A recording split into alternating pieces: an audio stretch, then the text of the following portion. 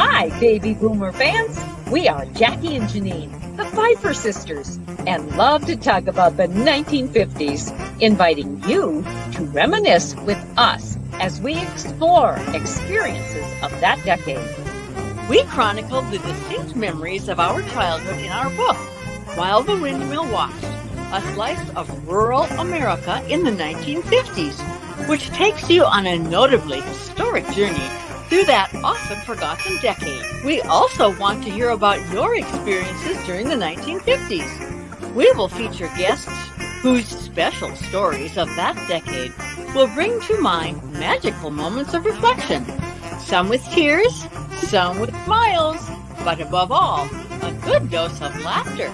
We would like you to chat with us as we bring to mind the sights and sounds so familiar to that time in history. Grab your favorite malt or Green River. Make sure you are wide awake and get ready to be inspired about the 1950s. Welcome to the 1950s Fun Chat. Hello, friends. Thank you for joining us again today. Jackie, we are into the year 2023. Imagine that, especially when we lived during the 1950s and we've been able to walk and step and run our way into 2023. And how fun it is to be able to tell the stories of other baby boomers on the 1950s Fun Chat. Today is no different with the guest we have, and we know that you are going to enjoy what this guest will share with us as well. So Jackie, where do we go from here? Well, where we go is we were asked our viewers to peruse the screen and note on the bottom of the screen, the banner that's running across the bottom. This is www.wildthewindmillwatch.com. And this is where one can go to find information on the book, the authors, the vendors, and this 1950s Fun Chat. We have quite over a year now of Fun Chats. So they're all listed right there. You can just click on them and take a look. That also in the upper right-hand corner, you'll see a beautiful North Dakota sunset. Well, this wraps around the book, While the Windmill Watched, a slice of rural America in the 1950s. So you'll also notice that little white spot in the bottom of the right-hand corner. That is a very, very important little note because it is indicating that this year the book won the National Independent Press Award in the regional nonfiction category for as the distinguished favorite. So the book is very, very pleased to have received that 1 year after publication. So we are ready to introduce you now to Keith Johnson. Keith Johnson was born in 1950 in Northwood, North Dakota, and raised on a farm in Beaver Creek Township across the road from where he now lives. He claims Sharon, North Dakota as his address today. After attending a country school for 4 years, he moved to the Northwood public school system, graduating from high school in 1968. He attended North Dakota State University for 2 years. Keith and his wife, Becky, will celebrate 50 years of togetherness in May. They have 1 daughter, 2 sons, and 10 grandkids. Keith's entire life has involved raising cattle and horses. Their grandchildren will be the 6th generation to consistently own livestock since 1889. So Keith, welcome to the 1950s Fun Chat. We're glad to have you here. Well, thank you for having me. I think this is going to be fun. Yes, it will be. You too. So this is a small question that could have a long answer. However, would you please give us a short family history lesson concerning your family raising cattle and horses beginning in 1889 that will bring us up to the 1950s? Okay, well, my great-grandfather homesteaded up between here in Northwood, North Dakota, about 6 miles out of Northwood.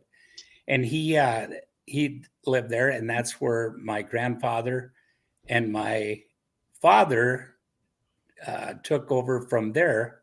And they all owned livestock in that. My dad was adamant in livestock. In fact, he became a livestock hauler that hauled cattle and things like that. Well, then I was in college and my dad called one day. That's why I only had 2 years in NDSU. He called and said if I wanted the farm, he wanted his 3 sons to take over the farm. So that you better get home. And I came home, and we started farming together in a partnership that lasted over 30 years. Mhm. So Mhm. I guess, So and that's that's where we are at today. And we, right now we have like about 1,000 head of cattle. So quite a bit more than my dad had. So. Yes. right. So about how many people, how many workers would you say you have on a general basis daily? Well, we have like probably 2 full-time hired men, and then it's my 2 sons, myself, and once in a while we have friends that come and help and do some things. But I would say like 2 full-time hired men and my 2 sons and myself. It takes a village there. It does. Keith, do you plant crops as well? Yes, my sons they farm about 6,000 acres.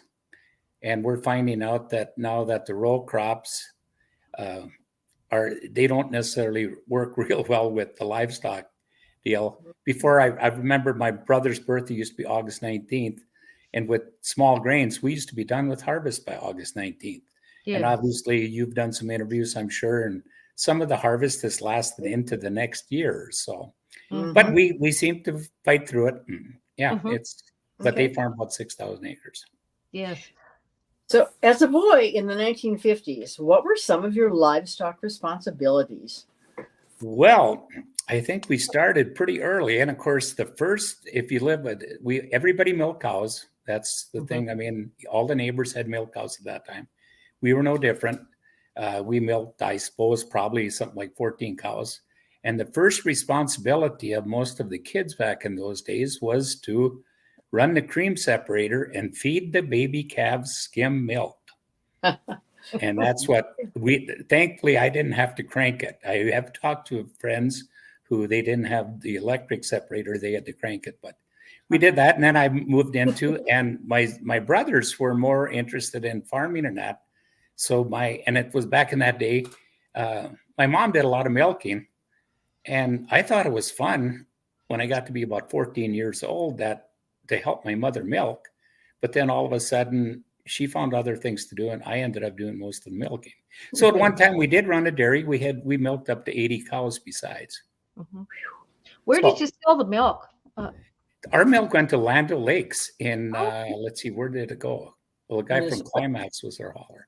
So it went into Minnesota. Yep. Class B milk. Keith, in your growing up years, do you recall ever having had any prairie fires affect your farm?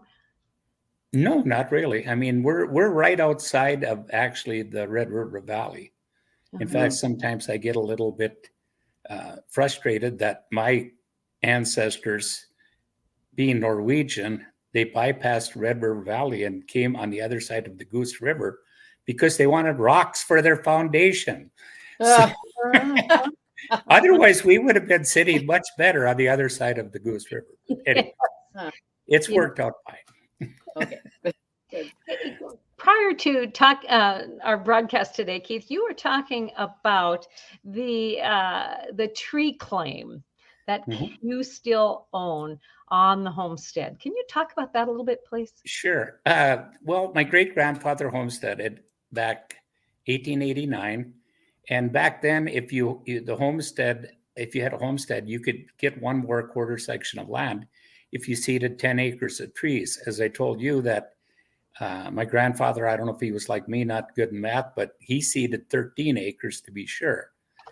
And those 13 acres are still standing there today, which is highly unusual. Most of them have been bulldozed down and reclaimed for farmland.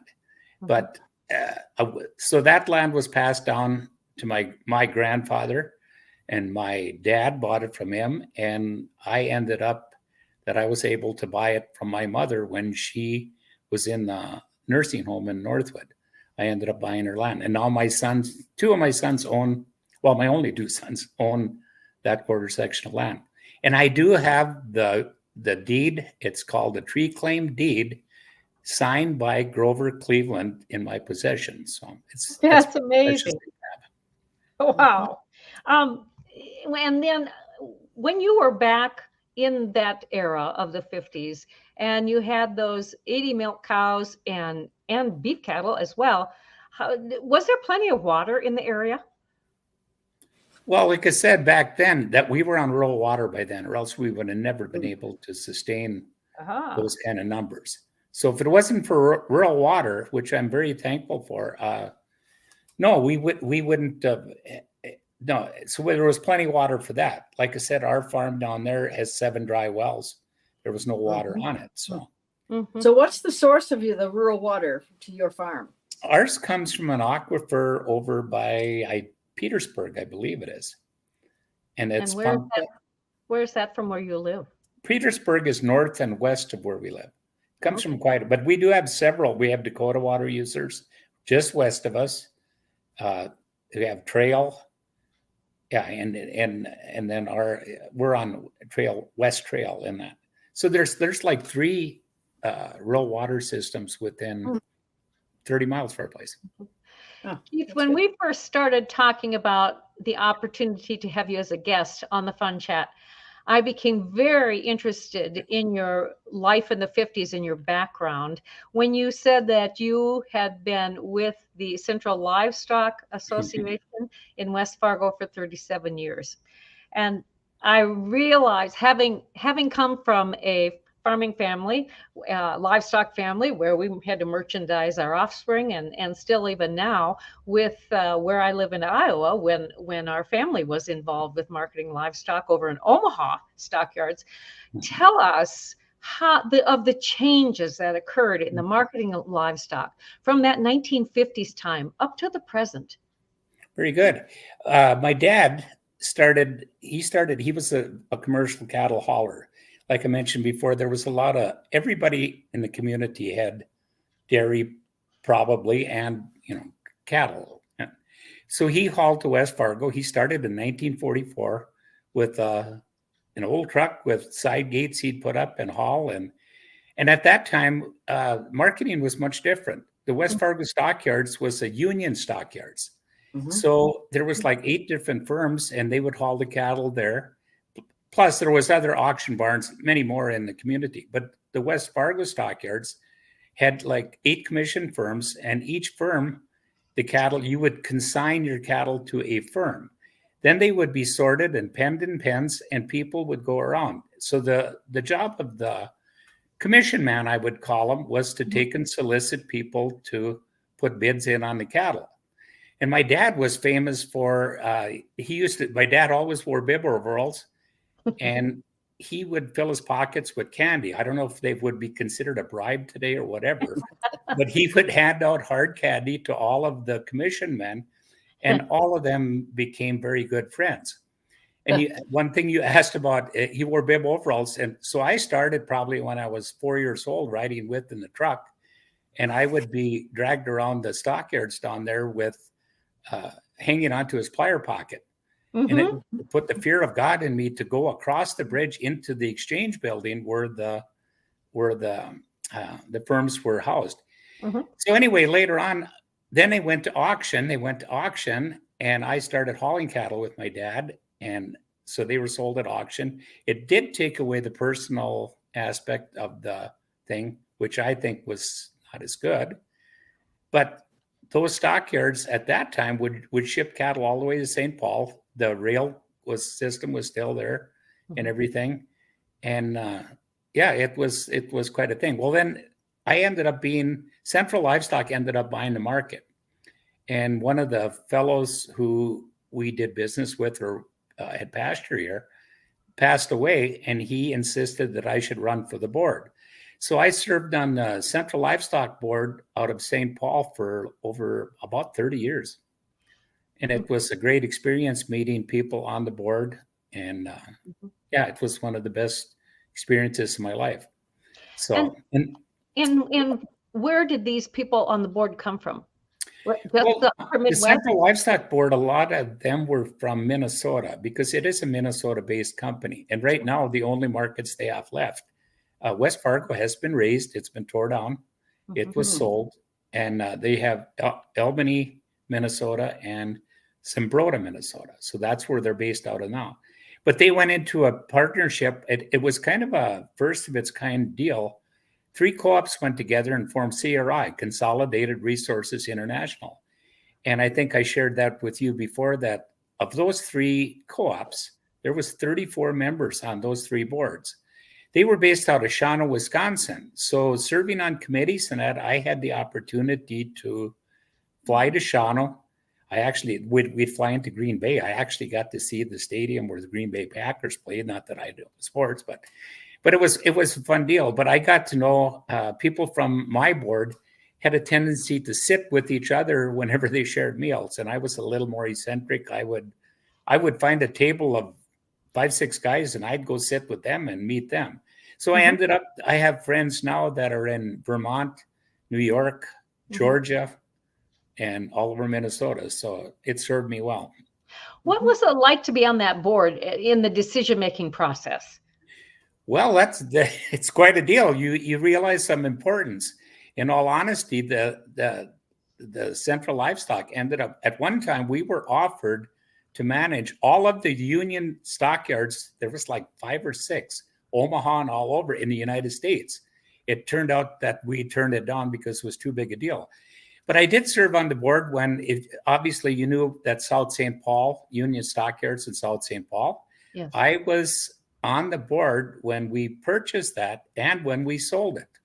That South St. Paul used to, in fact, I've got a picture down in my basement.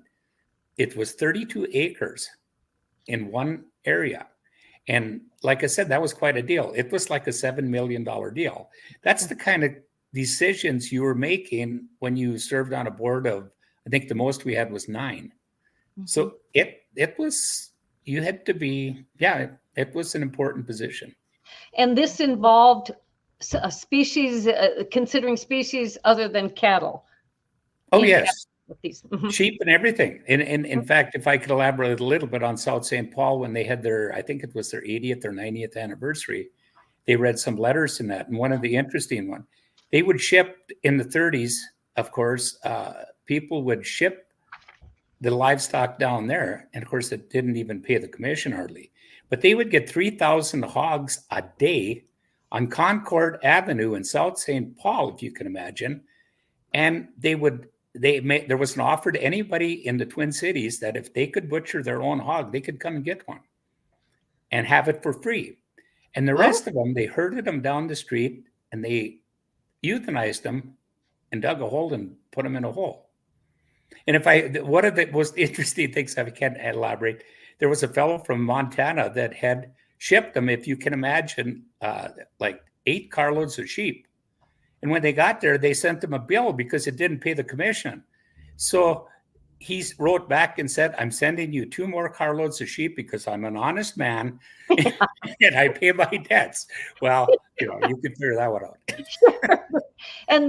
And this was during the 30s, during the Depression? The 30s were terrible, yeah. And even around here, my dad told stories about how there was people that would come and put a value on the animals and they would put them down. I do not understand what the purpose of that was, if it was to, but the government would pay for them, but then they were disposed of. So that doesn't quite make sense. It doesn't, but no. That's the way, And did primarily back in the decade of the 50s, were livestock brought in equally by rail and by truck, or how was that all handled? How was the livestock handled then coming off the cattle cars in South St. Paul? That's what happened. I mean, like even West Fargo, like I said, they had the rail system. There was pens next to there. They would load cars. Yeah. They would ship. There was a packing plant. Armor was right off of the stockyards in West Fargo, but they would ship them to South St. Paul. And I even knew a lot of my dad's friends, not a lot, but a few of my dad's friends would haul cattle, if you can imagine, in small trucks.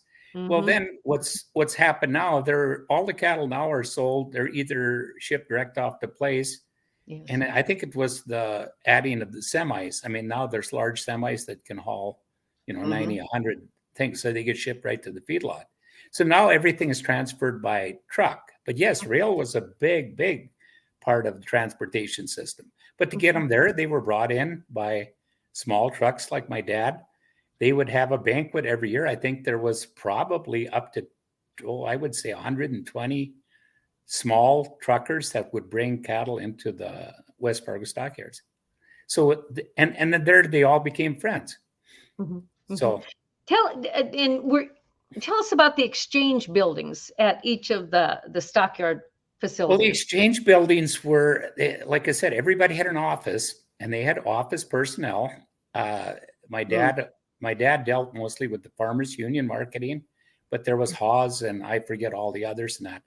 And they each had their own office, so you would consign to there, and that's where you'd go to pick up your check afterwards. And that one of my biggest memories of back then, from even in the, when I was very young in the 50s, it was a real treat to go with Dad, because you got to eat restaurant food. Yeah. And we would always order a hamburger and French fries and a pop, of course. Yeah. And that's where I learned to eat hamburgers and French fries without ketchup, because I had a brother that insisted he could not eat a hamburger or French fry. And a lot of times he had to wait to get that ketchup. So I usually was not ahead of him. So. Did your mom ever go along with you when you marketed cattle? Or No. Pick up the check? My mother was a small lady. She only stood a little over. She was much taller than probably 4'5", 6" at the most, and she did so much work on the farm. It's totally amazing to me. She washed clothes. She, like I say, helped milk. We did not have running water across the road until I was 16 years old. So my mother would heat up the water. I would help her carry the milking equipment back up to the house. She'd wash the equipment, carry it back down, wash clothes, carry it in the basement, carry it out.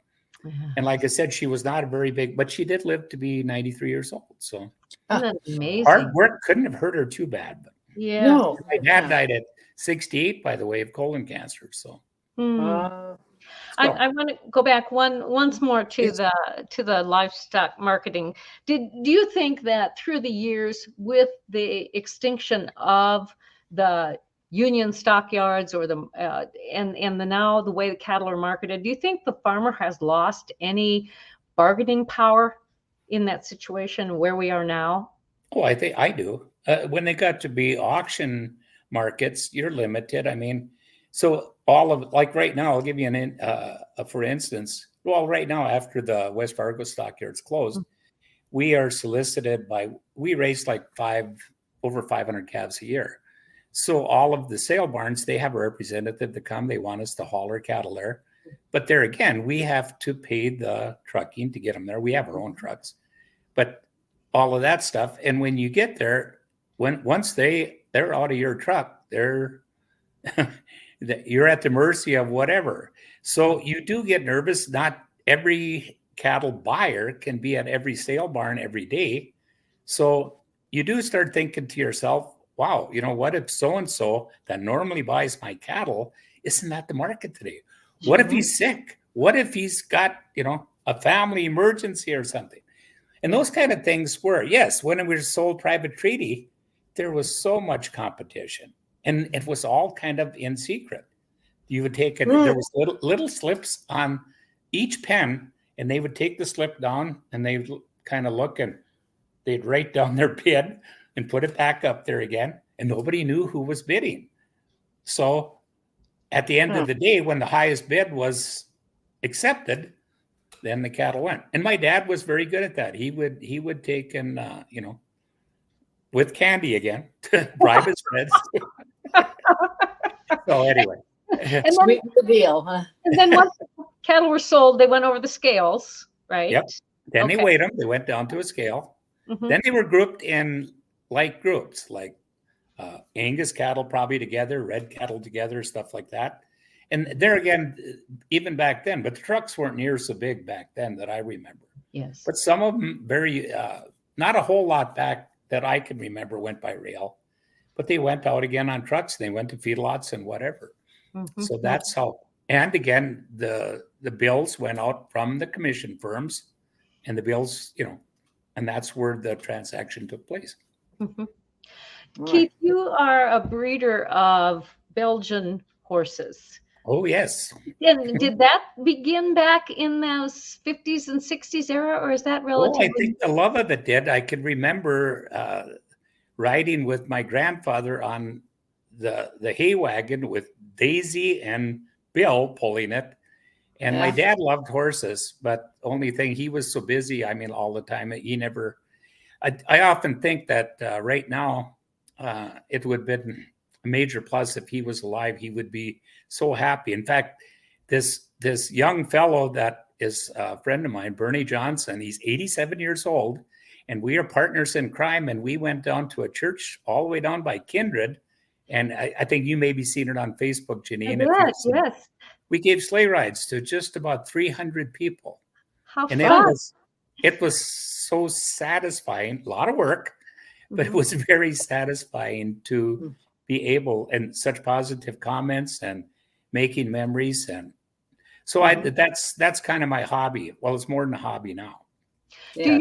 What happened? Is there a market for Belgians? Oh, yes. Belgian horses have gotten to be a real popular thing. We deal a lot with, another plus with that deal is we deal with the Amish. There's a fellow down there that trims my draft horses at a good cost, $29 for a draft horse, which is minimal compared to around here to be $175. But we have gotten connected to like 4 districts, they call them. And the district has a bishop and 3 church elders. And we have been, we've had a great time with them and that. But yeah, a Belgian horse right now, even a colt could bring as much as probably $3,000. So they're a good item to have. Do you still farm with Belgians? No, I can't. We have never farmed with Belgians, but I do have 2 teams. In fact, this year they're going to break some more horses. So I'll be bringing 8 horses down to this Amish friend. And I've got pictures. They use my horses. They train them. And they use them in 4-horse hitches, 6-horse hitches. Nice. And so we get to go down there and experience it. Yes. Yes. So, cool. This is an extension of your love for horses. When we were talking previously before we started the broadcast. But tell us about that Palomino horse that's in the equine therapy program at NDSU. That was such a emotional experience. I've had several horses in the equine program at North Dakota State. Some of them were used to teach riding that, but there's a thing called Bison Strides. It's run by Erica Berg. And so I have a Palomino horse that's been in the program, I don't know, a couple, 3 years or something like that. Well, this year, the people who administer the program and the people who participate in the program, they take a vote. And he was voted Horse of the Year. So he will go into competition in a 5-state area for more recognition. So anyway, Erica invited us down, and members of my family went down, and it was what I expected, that they did some demonstrations on how the therapy worked and all that, brought my horse out, and then they started passing a microphone around. And people that used my horse, that they gave testimonials to, and it was everything you could think of. I mean, kids that, and they all wanted to meet us afterwards, but they all gave testimonials about, like, a 5-year-old kid that couldn't walk. He wouldn't walk. He wouldn't walk. He wouldn't talk. He wouldn't do anything. He was withdrawn. And all of a sudden he started working with my horse. And right now he is just, in fact, he's so enthused that he had his grandmother made a toy or a stuffed horse that resembles the horse that he takes therapy on. But there was 4 or 5 of those stories. And these people wanted to meet my wife and I, and they all thanked us for having that horse in that program. And it was one of the most emotional things I've ever had with horses. Could you extend that, please? How did this horse help this child? Were you told that? It's called hippotherapy. And what they do, they put this horse has all kinds of, they use them for a lot of things. But hippotherapy, they put a pad on the horse. they have spotters that walk alongside the horse. They lead the horse around, and the movement of the horse simulates walking. So that's how they build their muscles to learn how to walk. And the other things are psychological things. They have a wounded warrior program. They had if you read the post I put, I think his name is Thorgold, and he lost his right arm in Afghanistan from an IED. And his therapy, he rides that horse, but when he gets tired, he's only got his left arm and he's had a stroke. But when he gets tired, he puts the reins in his teeth and keeps riding. And I met him, and he extended his hand and he grabbed my arm, and he said this. He got it. His talk was somewhat broken, but he told me that he said this is a brother handshake. He said brotherly handshake. So yeah, that was a very emotional thing. But that horse, it makes me feel good that he is doing so much good for all these other families. Yes, And it's yes. all. So how did you? No, I'm sorry. Sorry. How did you happen to have a Palomino when you raised Belgians? Oh, I've had riding horses was Okay. my passion before that. We started riding the neighbor up here, my childhood friend, and that. If you've heard that song, 700 fence posts from your place to mine, it was 430 to his place. Oh. Anyway, we spent every day together, and we were so smart that we would meet each other halfway. I never have figured it out why we did that. So I would walk halfway there, meet him on the way, and then we'd walk down here and vice versa. So my dad, he was enthused with horses. So he would, we started out with 2 little Shetland ponies. Then we went to 2 paint Welsh ponies. Then we went to full-size horses. And yeah, I've owned an awful lot of horses. And we used to use them to work the cattle. We used to do a cattle drive. Sure. We would drive like, and that up to 40 people would participate. We'd bring the cattle home 14 miles from our pastures out in the Cheyenne Valley. And that was strictly horses. I remember one time I had 20 horses that we saddled with my tack, and other people came to ride them, which when I think back was not so smart. I'd like to go back to the history of your Palomino horse. How did you realize that this horse could fit into the program at NDSU? What characteristics did it have? Well, it's their gait, the way they walk and things like that. What's interesting about that particular horse, he was in the other program. He was in the program that taught people to ride and things like that. And when he went into a canter or a faster gait, he was headstrong and they couldn't hold him. So he was no good for that program, but it was the ladies or the women down there in the equine barn that noticed that he had the right characteristics. And of course they tried him out, and now he's become one of the most popular horses in the program. Isn't that interesting? He just needed to find his niche. Right. It was just, I guess you could call it a coincidence. It was a coincidence that he happened to be able to do that. Well, and that the people recognize that, the people at NDSU in that program. Do they have other horses in that program as well? Pardon? Do they have other horses in that Bison? Oh, yes, they have. I don't know how many Erica has now. There's probably 5 or 6. They even have a couple of minis or mini Shetlands for not for the riding, but for the psychological part of it. Really? When my horses, I have to sign a thing to give them permission, but sometimes they will take even the horses down to NDSU and let people that are being stressed out from doing finals pet the horses and calm them down. And they do have a program for, like I say, military people, wounded warriors. They call it the Wounded Warrior Program. And they come out there that are suffering from PTSD. Yeah. And Erica tells me that sometimes they come out there and they are just stressed. And they'll say to him, hey, why don't you go over there and pet the horses a little bit? And all of a sudden they said they could just see the stress drain out of them. Sure. Sure.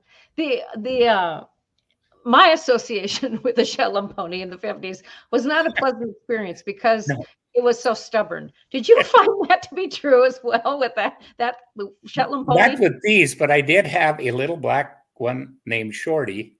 And I always thought, when I watched the Westerns on TV, I thought, oh my God, that would be nice to have a horse that would go where you want him to. Like you could ride up to the, they ride up and they tie him up. Well, Shorty, I'd have to lead him a half mile down the driveway, and I jump on and he'd take me through every tree branch and just about wipe me off, and then almost take my leg off in the barn door going in. And I had no idea how that led to me at being enthused to ride horseback, but I guess that's where I started. And did you primarily ride bareback versus with a saddle? No. Oh, That's in all honesty, Janine, that's why God invented saddles. So that's and speaking of saddles, I was crazy enough to build a barn just to the east of where I'm sitting right now. I have a barn that's got 160 saddles in it. Oh, really? So how do you keep track? How do you care for those? Because they have to be. Well, I found a fellow that had never really done reconditioning saddles, but he enjoys doing it. He lives by a lake in Minnesota, so he takes a couple, 3 at a time, and he, well, lucky you, and cleans them, and it's been a great relationship. So is this like a museum then that people can attend? They could come and look all they want, but no, it's just a brainstorm in my head. It started out by a 30 by 40 building that I was gonna build to keep my saddles in, and I always had I didn't have a barn. I only own at home here now. I sold the family land to my sons, so I didn't have a barn. So I was going to move in a barn, and I always thought I'll put pine in it. So anyway, what I ended up, and if you look through my posts on Facebook, Janine, you'll see pictures of it. Yes, I built this. To do that. I built this barn that's a regular barn. It's 36 by 48 feet. Only thing, I put an upstairs, and it's got 1,000 square feet of living area. If you gals ever get up here, you're welcome to stay. It's got a full bath, shower, and downstairs and we use it we've had 3 50-year class reunions there. They have Bible studies in there. They've had meals in there for benefits and all that stuff. And plus, my grandkids, it's their favorite place to have a birthday party. And just recently, we celebrated our Christmas in the barn. Yes. That barn has got 6,500 square feet of pine in it. Wow. Where did you come across all that pine? Oh, that came from Isles, Minnesota. Okay. I've researched it, and like I said, it's dangerous, Janine, to say so, but I ran out of pine because it's number 3 grade Canadian pine. And I never opened the pallet, so I bought enough to do the building. When I got home, I realized the Canadians take chalk, and they chalk an X on the end of the board. So they had to cut off every board that's in that barn. They had to cut it off, and I had to go back to Isles, Minnesota. And me being Norwegian, I wasn't going to go back for just enough. So I bought another 6,000 square feet. So I do have 4,000 square feet of that pine in one of my other buildings in storage. So. That kind of goes along with your ancestor who planted a few more acres of trees. Yes. Yeah. Well, I told you I did flunk 2 quarters of math in college. So yeah. Well, you were just doing following a tradition in your family. Absolutely. Keith, where do you see the future of agriculture in your area? Oh, I think it's bright. It's not always, I notice now, I mean, you see right now, it's even hard to get people to do the work. Most of my neighbors and friends hire South Africans. I have no idea. And yet for me, it's confusing because look at how much more the equipment does now. I mean, oh, yes. I will not drive a tractor that drives itself. I have never sat or done that, but I mean, but I think it's bright. My sons they had one of the best years, even with being too wet in the spring. They had one of the better years they've ever had. Good. We didn't have that. We struggled. I farmed for 55 years. Well, I tell people I farmed for 55 years and I never drove a combine or seeded one kernel of grain because I always worked with the livestock. Sure. My 2 brothers Sure. that I farmed with. Fortunate to be able to do that where your gifts were best used. Except at milking time. Yes. Oh, but I did a lot of the milking. yeah, and think of the positive effects. You have such strong hands now because of that. Yeah, and 2 new joints. Yeah, Oh. Okay. that's right. Well, Keith, in wrapping up our conversation today, I enjoy asking each of our guests a Okay. couple of questions. Yes. One, which is, because we are a fun chat and we've had fun today, but Okay. what can you recall as having been a fun memory of the 1950s? Well, yes. I mean, you look back in the 50s, what I guess I enjoyed more than anything was the simplicity of those days. Life was simpler. It Mhm. was slower. There were people visiting. We had 3 families that lived around here and things like that. And when we talked about, I think that's where the driving horses came. Just in this Christmas season, I thought back to stories my dad told. My parents, when they were newly married, lived just a short distance from here, about 5 miles from my grandparents. And Dad told about that on Christmas Eve, he would harness up the team after milking. He would take the sleigh and he would drive 5 miles to get my grandparents, bring them over for the celebration of Christmas. And it was pitch dark at night. And I would ask him that question: how in the world did you ever find your way in the dark? But he said it wasn't that hard. Your eyes got used to it. There was a reflection of the snow, and there was only one track. So he would take them back. And like I said, you think about the simplicity of those days, and we're experiencing it now. We see the Amish. Sometimes we leave those Amish farms, and it's all about the 3 things I guess I believe the most in, and it's families, friends, and faith. Yes. And that's what their lives are all about. Mm-hmm. So if we could get back, it's too hurried up a deal now. I mean, everybody's all over the place. Yes. Yeah, true. Yeah. True. Well, what from that 1950s decade in your childhood has stayed with you all of your adult life? I think part of it is work ethic. I mean, like we started feeding calves back when we were young. Mm-hmm. The fact that right now, to this day, there is no way I would come home and feed myself before the animals are fed. Yes, exactly. And I think those are things that you learn along the way. Mm-hmm. But the work ethic, I mean, right now, like I say, I don't understand now why we can't find labor to do some of these things.